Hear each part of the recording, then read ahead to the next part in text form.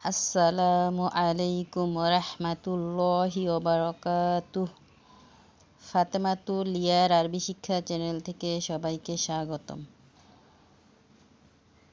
আজকে আমরা পড়ব মদের হরফের পড়া। আমরা প্রথম পর্বে পড়েছিলাম মদের হরফ 3টি, আলিফ, ইয়া, ওয়াও। আলিফ দিয়ে যে মদের হরফটা পড়া হয় আমরা সেই হরফটা শেষ করেছি। আজকে আমরা পড়ব ইয়া দিয়ে। সূত্রটা মদের হরফের। চলুন পড়া শুরু করি। আউযু বিল্লাহি মিনাশ শাইতানির রাজিম। বিসমিল্লাহির রহমানির রহিম। রব্বি জিদনি ইলমা। রব্বি জিদনি ইলমা। রব্বি জিদনি ইলমা। রব্বি ইশরাহ লি সাদরি ওয়া ইয়াসসির লি আমরি ওয়াহলুল উকদাতাম মিন লিসানি ইয়াফকাহু কওলি। জেরের বাম পাশে জজমওয়ালা ইয়া মদের হরফ।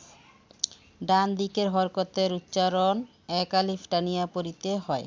আপনারা এই সূত্রটাকে মুখস্থ করবেন, মুখস্থ করে তারপর পড়াগুলো পড়বেন। আপনারা এইভাবে মুখস্থ করে নেবেন একবারে।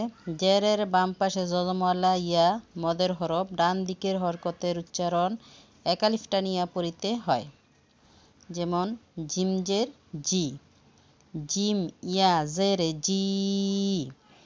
এখানে ইয়ার উপরে জজম, তাই আমরা জিমকে ইয়ার সাথে মিলিয়ে মদ করে পড়তেছি। জিম ইয়া জের জি, জা জের জি, জা ইয়া জের জি। জাল জের জি, জাল ইয়া জের জি। জ জের জুই, জ ইয়া জের জুই। দাল জের দি, দাল ইয়া জের দি। দত জের দুই, দত ইয়া জের দুই। কফ জের কি, কফ ইয়া জের কি। কাফ জের কি, কাফ ইয়া জের কি। লাম জের লি, লাম ইয়া জের লি। এভাবে মদের হরফটা হলে একসাথে মিলিয়ে তারপর টেনে পড়তে হয়। এই মদের হরফকে আবার মদ্দে আসলিও বলা হয়।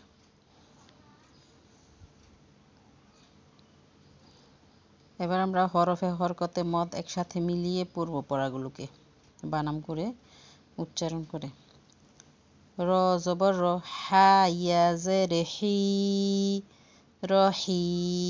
মিম দুই পেশ মুন, রহিমুন। নুন জবর না, আইন ইয়া জের ই, নাই। মিম দুই পেশ মুন, নাইমুন। লাম জবর লা, ত ইয়া জের তুই, লা তুই। ফা দুই পেশ ফুন, লা তুই ফুন। হা জবর হা, মিম ইয়া জের মি, হামি। দাল দুই পেশ দুন, হামিদুন। কাব জবর কা, র ইয়া জের রি, কারি। মিম দুই পেশ মুন, কারিমুন। সিন জবর সা, মিম ইয়া জের মি, সামি। আইন দুই পেশ উন, সামিউন। হামজা মিম জবর আম, র ইয়া জের রি, আমরি। ইয়া গইন পেশ ইউগ, নুন ইয়া জের নি, ইউগনি।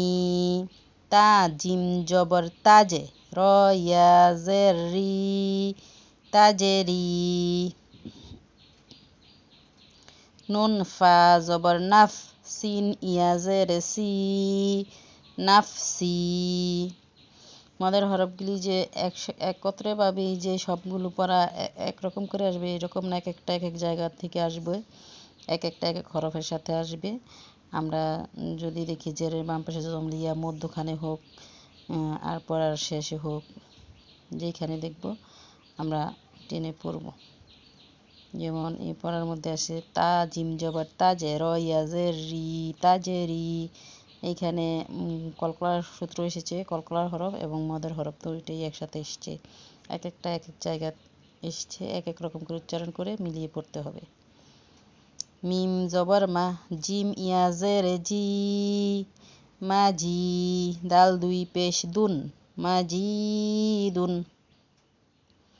দাল ইয়াজের দি, নুন পেশ নু, দিনু।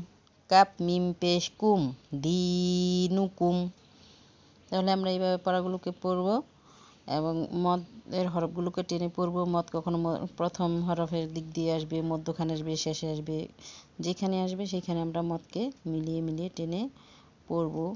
কলকলা সূত্র পড়ব। এই পর্যন্ত আমরা যতগুলো সূত্র পড়েছি আপনারা সবগুলো সূত্র আমার সাথে মুখস্থ করে নেবেন।